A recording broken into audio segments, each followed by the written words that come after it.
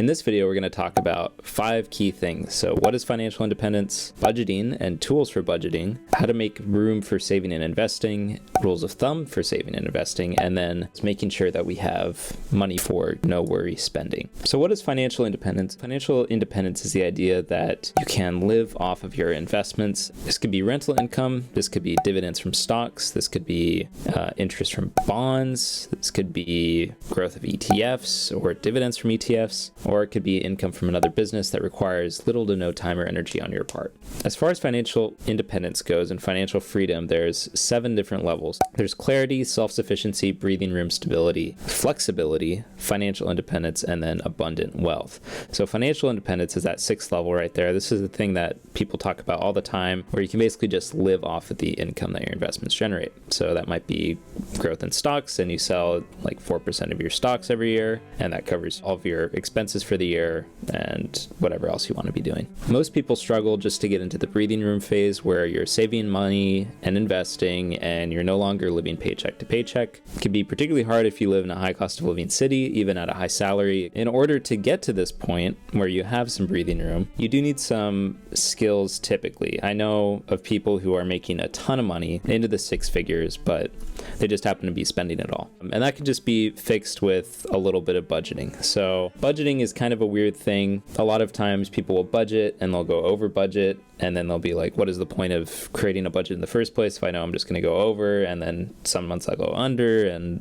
like, why do I need this? The main reason that I tell people is it's just good to be aware of what you're spending on. So the first thing we want to figure out when we're building a budget is how much you're spending on rent, food, gas, insurance, stuff you're going to have to spend money on every month. We're going to be thinking of those as fixed expenses.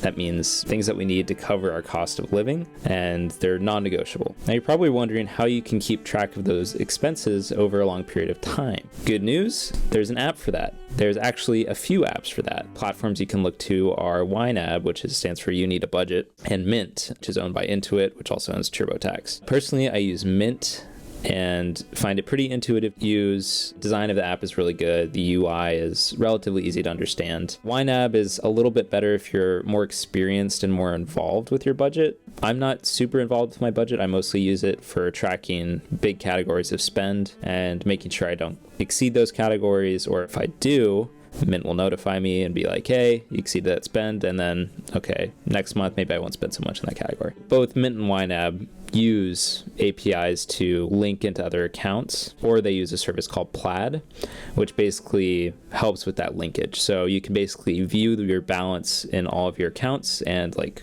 what you own, credit cards, all within their interface. You do have to log in to each of those accounts, and it makes it really, really easy to track how much you spent versus how much cash you have, and make sure that the amount that you're spending is not exceeding the amount of money that you have. They also have things like bill reminders. So I get a reminder every month before my insurance bill gets paid. I have that on autopay. Setting everything on autopay, always a good choice in my opinion. Once you find out what your fixed expenses are, you may or may not have any money left for saving and investing. There are a few things you can do. Number 1 would be to reduce discretionary spending on things like eating out. That's a pretty easy one to cut back on, and you can save a lot of money just by cooking at home. Next way would be to find a way to lower your fixed expenses. So this could be cost of living, be moving back home with your parents. This could be moving into a house with a bunch of friends. And the third way would be to either negotiate for more pay at your current job, work towards a promotion, or start looking for a different job. Typically, when people move jobs, they can negotiate for much more money. I used to work in the retail industry, and the average pay in the retail industry is not very good. If you're going to be average in an industry, getting some sort of skill or certification, that allows you to move into a different industry and just be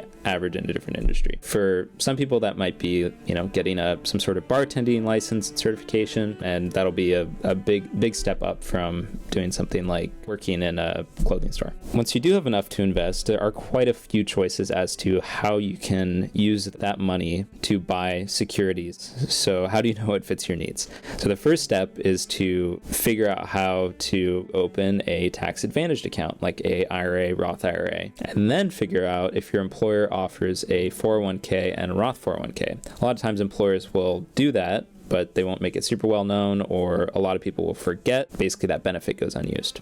Tax advantaged accounts tend to carry a lot of benefits, and we'll go into more details in a different video. Personally, I'm always trying to make sure that I'm investing at least 20% of my gross income and saving at least 10%, but that's pretty aggressive. Generally, I think 20% is a good area to be around, where you're just saving and investing 20%. You can figure out, what ratio works for you. It's important to remember that if you can't invest and save at least 20% of your gross income, it's not the end of the world. It's most important to just start and build that habit, even if it's just $50, $100 a month. Especially automating that process so that automatically after each paycheck, $50 or $100 goes directly into savings or investing. It'll be really easy to add more to that as your income grows over time. In a future video, I'll provide a little more info on how to negotiate raises, how to get a raise, how to get a promotion, how to negotiate salaries, find higher paying jobs, and get the education you need. While saving, investing, and budgeting are important and great things to do for your financial future, it's also important to make sure that we have money in our budgets for guilt-free spending. So this is things like spending on travel, spending on clothes, spending on jewelry, stuff like that. I typically budget about 10% of my income for guilt-free spending.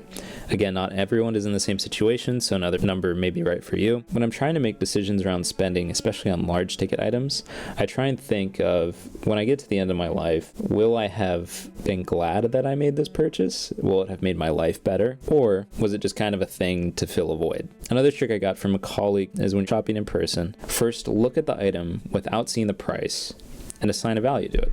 I'm looking at this thing, maybe it's a sweatshirt. I would pay $60 for this sweatshirt. Okay, easy. You know your personal value of what that item would be worth to you. Now look at the price tag. The sweatshirt is $80. It's worth $60 to you. Do you still want to pay that $20 difference? If you do, you can still get it, as long as it fits into that guilt-free spending. If you found this at all helpful, please consider subscribing, liking the video, turning that notification bell on, and sharing with a friend.